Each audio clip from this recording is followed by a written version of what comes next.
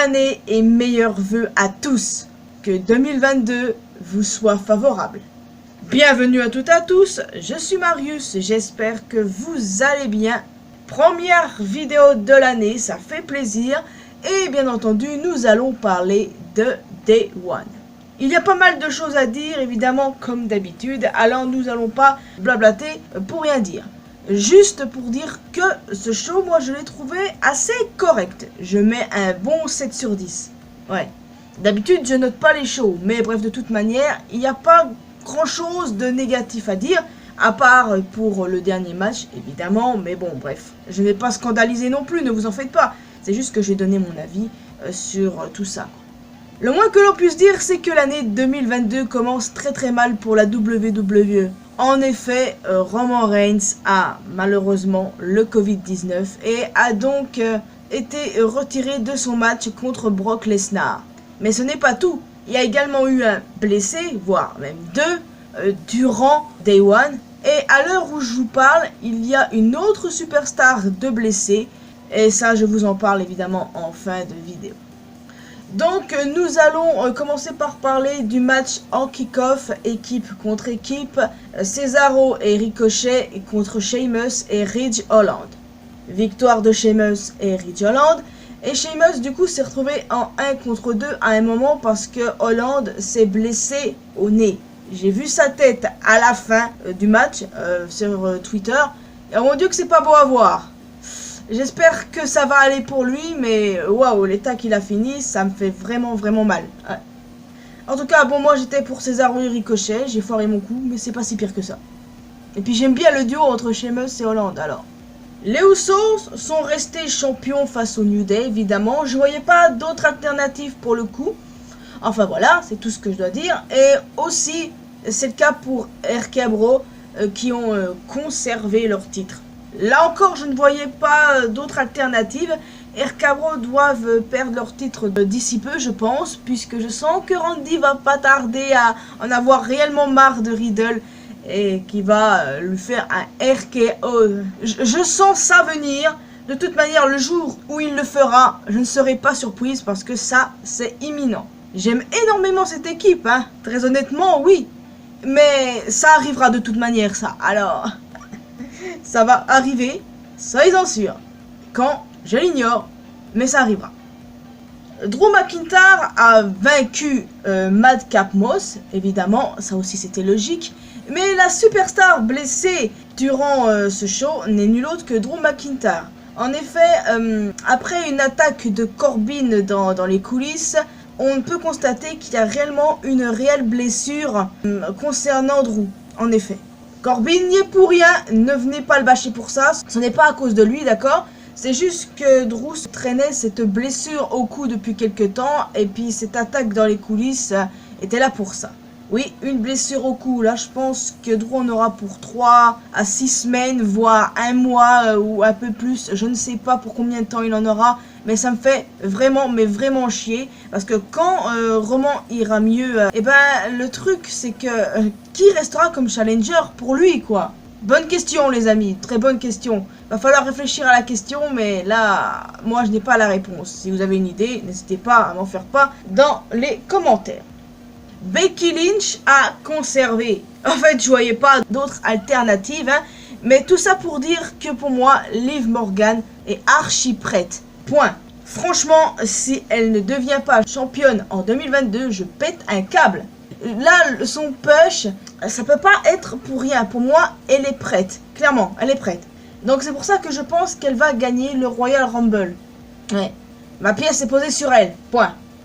Edge a triomphé du Miz, bien évidemment. Je voyais pas d'autres alternatives parce que je voyais le retour de Beth Phoenix. Et c'est ce qui s'est passé en effet. Elle est arrivée parce que Maryse a voulu faire chier, évidemment, vous en doutez. Mais Beth était là, évidemment, et c'était génial.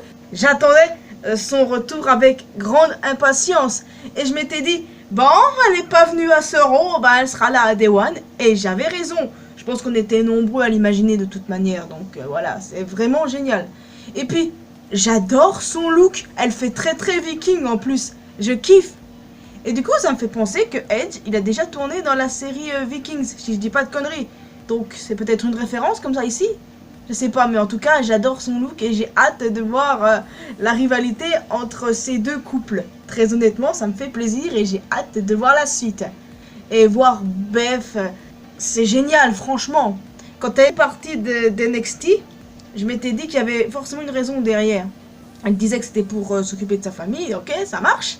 Mais je pensais aussi que ça avait vraiment un rapport avec le Miz et Maryse. Et bon, je me suis pas planté, ce qui était logique de toute manière, alors voilà. Et le Might Event de la soirée n'était nul autre que le Fatal 4-Way. Enfin, Fatal 5-Way plutôt. En effet, comme Roman a été testé positif au Covid-19, Brock Lesnar a été ajouté dans le Fatal 4-Way, devenant un Fatal 5-Way. Bref. Et dès le moment où Lesnar a été rajouté là-dedans, je l'ai très mal senti. Vraiment. En effet, on avait du beau monde, Seth Rollins, Kevin Owens, Bobby Lashley. Et très honnêtement, j'avais imaginé soit Big E conservé ou bien on aurait Lashley ou Seth. Enfin, j'avais imaginé pas mal de choses.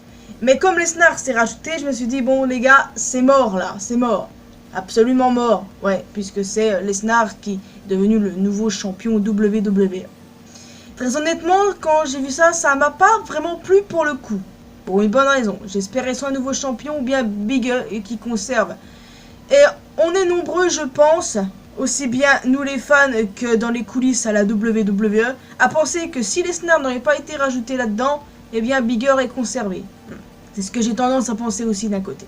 Mais j'ouvre ma gueule, ça peut être bénéfique pour une bonne raison. Maintenant, Lesnar est face. Et c'est la première fois qu'on verra un règne de Lesnar en tant que face.